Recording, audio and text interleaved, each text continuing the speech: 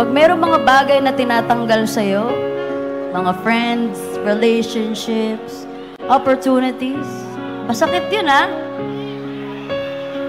Pero ang ibig sabihin lang nun, you have to let go. You had to let go of something. Because something better is coming. Kinailangan mong pagdaanan lahat ng masakit para mas ma-appreciate mo yung masarap na pagmamahal na dadating sa'yo. This is that song na palaging nagre-remind sa akin. Ang lahat ng bagay na nangyayari ay itinadhana. Kung para sa'yo,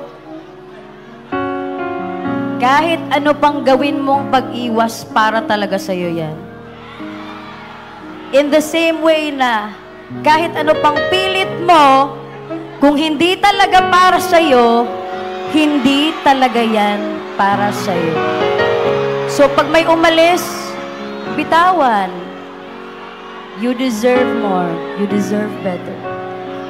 Just believe that better things are coming. Okay? So, let's just be